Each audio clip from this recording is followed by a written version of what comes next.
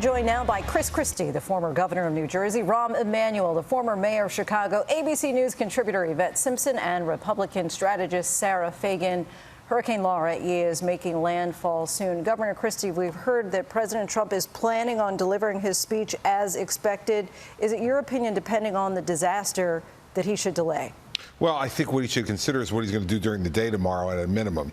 Let's see what happens with the storm tonight, and I think it would be smart for the president to lean into this. What American people, I think, want to see more than anything else, Lindsay, in a moment like this, if it turns out as bad as it's being forecast, is for the president to be the person who goes down there and provides focus and strength of leadership and then turns the problem with their help over to the governors to manage. Hopefully the president will consider that tomorrow if this disaster turns out to be as bad as we're forecasting right now.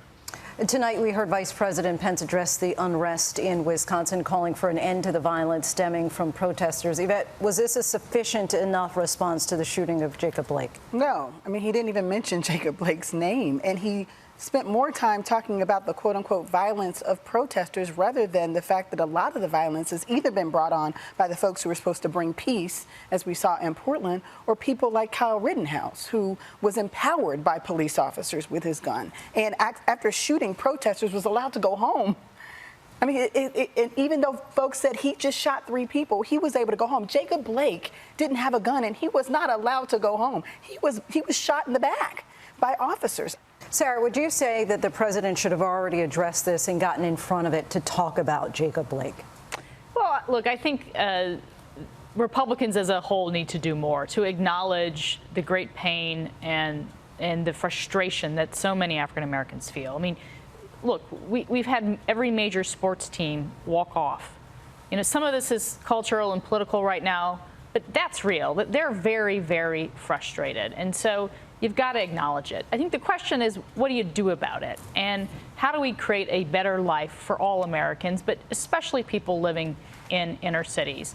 Just want to stay with you for a moment, Sarah, and talk about coronavirus. Obviously, Mike Pence leads the coronavirus task force. He praised President Trump tonight as we near the death toll of 180,000. How do viewers square the facts of those realities with the praise that we're hearing from inside about President Trump's handling of it? So I think there's two things. There's the conversation and the rhetoric at the podium, which is sometimes good and sometimes really, really off. And then there's the facts of what is happening on the ground. I think they think he could have done more to comfort people, remind people to do the smart things to keep each other safe. But the fact of the matter is he is a really aggressive doer. We heard that a lot in this convention so far. You know, he did put together the Defense Production Act. There's no conversation today about people not being able to have a ventilator the way there was in the beginning of this pandemic. He did rally private companies to make PPE and change their production lines to do that. You know, he's done a lot of things, and they are right to talk about the things that they've done well. Democrats have really slammed President Trump's decision to host part of the convention at the White House, calling it unethical and claiming the president is leveraging the powers of his office for political gain. Rahm, is it appropriate for the White House to be using the White House as a backdrop for the RNC, and is it legal? Well, it's legal.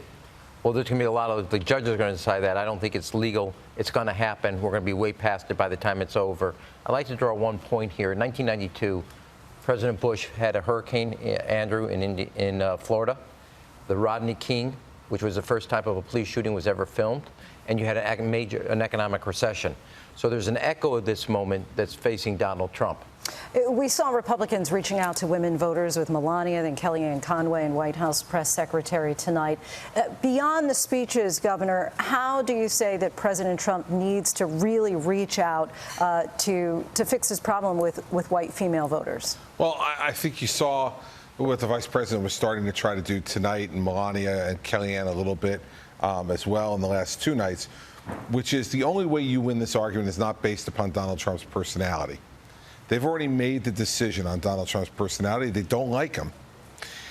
But the question for these voters is, which America do we like better? Do we like an America that Donald Trump is talking about in terms of his economic plans, his plans for education, others? Or do we prefer the Biden-Harris plan for America? That's our time for tonight. Thanks so much to our roundtable. Hi, everyone. George Stephanopoulos here. Thanks for checking out the ABC News YouTube channel. If you'd like to get more videos, show highlights, and watch live event coverage, click on the right over here to subscribe to our channel. And don't forget to download the ABC News app for breaking news alerts. Thanks for watching.